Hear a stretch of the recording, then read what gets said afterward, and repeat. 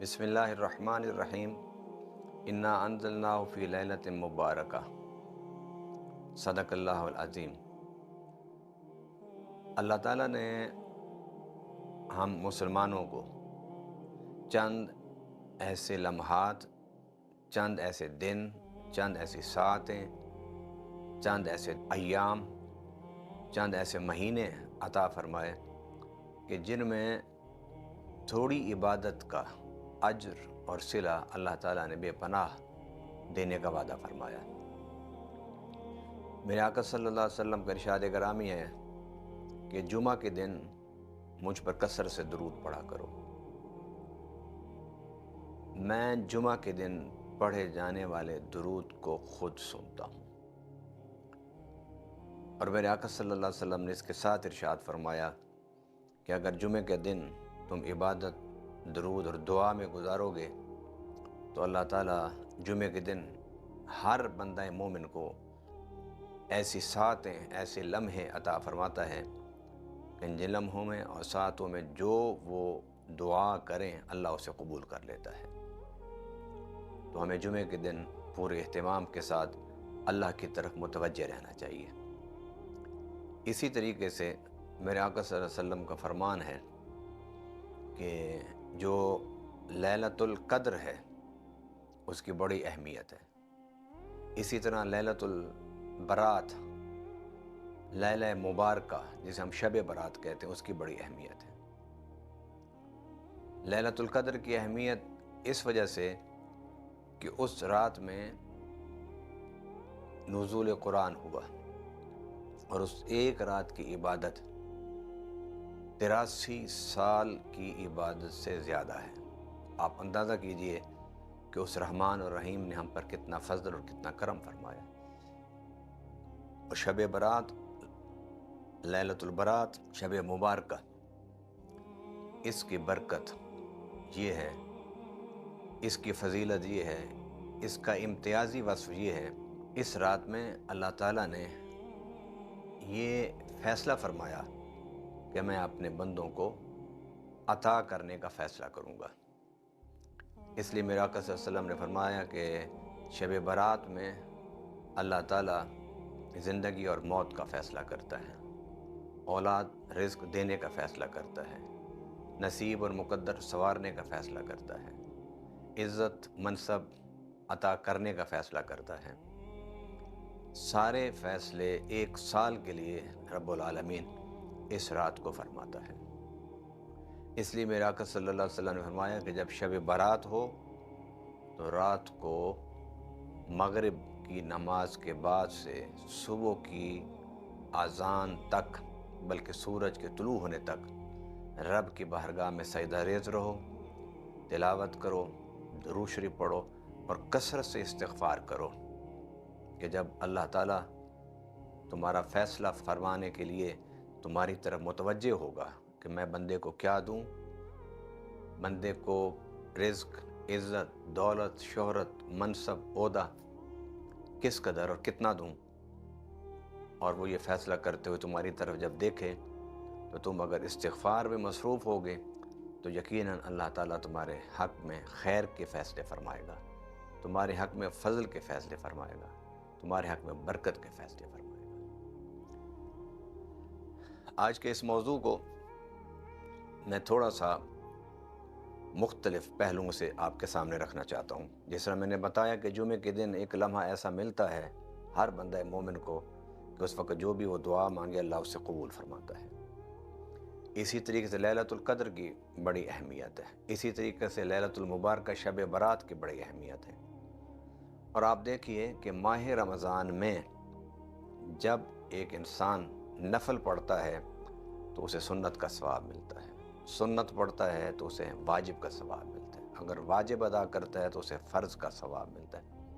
اب پورا رمضان اس کا ایک ایک لمحے میں اتنی برکت ہے کہ اللہ رب العالمین عام دنوں میں جو عبادت ہوتی ہے ایک کے بدلے میں 10 اجر عطا فرماتا ہے، مگر جب ماہ رمضان ہو اور اس میں بندہ عبادت کرے تو اللہ تعالیٰ ایک عبادت کا اجر اسے 70 گنا عطا فرماتا ہے۔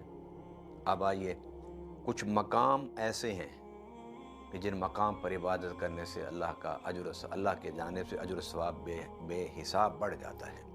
مثلاً بیت اللہ شریف میں جو نماز پڑھتا ہے اس کو ایک نماز کا ثواب 1,00,000 نماز کے برابر ہے۔ بیت اللہ شریف میں جو روزہ رکھتا ہے اس کو روزہ رکھنے کا ایک روزے کا ثواب 1,00,000 روزوں کے برابر ہے۔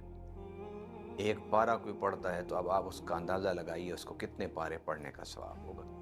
ایک بار اگر کوئی درود شریف پڑھتا ہے تو اندازہ لگائیے اس کو 1,00,000 مرتبہ درود شریف پڑھنے کا ثواب ہوگا۔ ایک بار اللہ کی بارگاہ میں استغفار کرتا ہے تو اسے 1,00,000 مرتبہ استغفار کرنے کا ثواب ملے گا۔ اسی طریقے سے میرے آقا صلی اللہ علیہ وسلم کے شہر مدینہ میں اگر کوئی عبادت کرتا ہے، نماز پڑھتا ہے، تو میرے آقا نے فرمایا اس کو 50,000 نمازوں کا ثواب ہے۔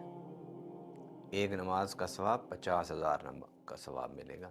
ایک روزہ رکھتا ہے تو اسے 50,000 روزہ رکھنے کا ثواب ملے گا۔ الغرض بیت اللہ شریف میں 1,00,000 کا ثواب ہے اور مدینہ شریف میں 50,000 کا ثواب ہے۔ ایک عبادت کرنے پر 50,000 کا ثواب ہے ایک کے بدلے میں۔ اب یہ فرق اگر آپ دیکھیں گے تو آپ حیران ہوں گے کہ وہاں اللہ نے 1,00,000 کا اجر رکھا ہے، ایک نماز پڑھو تو 1,00,000 نماز کا اجر ملے گا، یہاں ایک نماز پڑھو 50,000 کا اجر ملے گا۔ یہ فرق کیوں ہے؟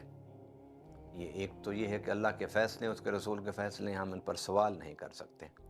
لیکن دوسرا پہلو میں آپ کے سامنے رکھنا چاہتا ہوں، اگر مکہ میں کوئی گناہ ایک کرے گا تو اسے گناہ کا جو سزا ہے وہ 1,00,000 کے برابر ہوگی، یعنی اس کے ایک گناہ کو 1,00,000 گناہ شمار کیا جائے گا۔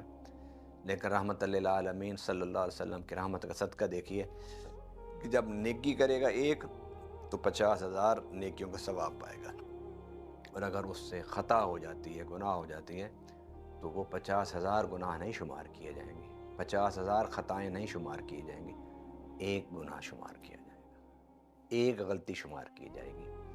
آئیے اس ماہ مبارک میں، جسے ماہ شعبان کہتے ہیں، اور بالخصوص شب برات، اس میں غفلت سے اپنے آپ کو دور رکھیے، کیونکہ یہ فیصلوں کا وقت ہے، یہ فیصلوں کی رات ہے، یہ فیصلوں کی گھڑی ہے۔ تو اس گھڑی میں، اس وقت میں، ان لمحات میں جو مغرب کے غروب ہونے سے، یعنی سورج کے غروب ہونے سے مغرب سے شروع ہوتے ہیں اور سورج کے طلوع ہونے تک وہ شب برات باقی رہتی ہے۔ اگر آپ اللہ کی نعمتیں لینا چاہتے ہیں تو اس کے لیے تدبیر اور محنت اپنی جگہ ضروری ہے، لیکن ان کے حصول کے لیے بنیادی چیز کیا ہے؟ بنیادی چیز اللہ کے فیصلے ہیں۔